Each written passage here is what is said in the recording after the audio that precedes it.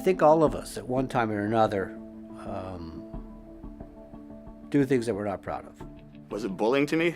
No, I don't think I thought about it that way. But when you think of how much you really yell and you drive guys, there is bullying in there. You're not helping them really believe in themselves. You're more telling them what to do, and you're screaming at them, and that's just not the way it's supposed to go.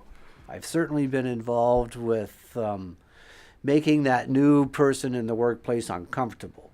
I've certainly been involved with doing it for a laugh and doing it to make sure that I fit in with the rest of my crew. You know, when I was a young foreman, we had a really good young apprentice on our crew. No matter what he did, he was picked on for it. He was nitpicked on the crew. Nothing was ever good enough. I found myself saying stuff to the young apprentice that was said to me when I was a young apprentice. I think I wasted a lot of energy on being the wrong type of leader. I wasn't leading, I was telling. And I think that's the biggest difference with me. I lead now by example, and I teach, I mentor. When you're yelling and screaming and you know, you do that a lot. You're just not helping with your whole company. It's not building a family tradition, I'll tell you that. And that's what I learned from that. I found myself over the last 2.5 decades being the person that intervened.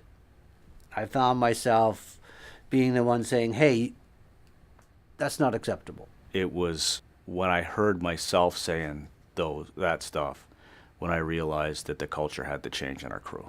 I had to make that conscious decision. And then I had to go to other leaders on the crew. Because make no mistake, there's more leaders on a crew than just the foreman. And you have to go to those other leaders and say, hey, listen, you know, as a group, you know, this has to change.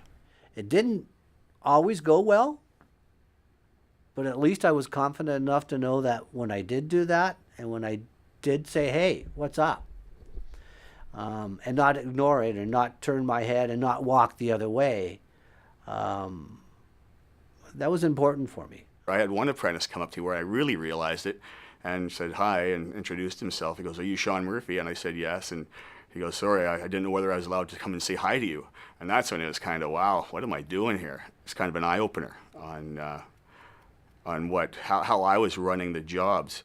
I think I've learned from it, and I've certainly been a victim of it, and I certainly hope that I can live by those words to treat others as you wish to be treated, because I think that that's the key.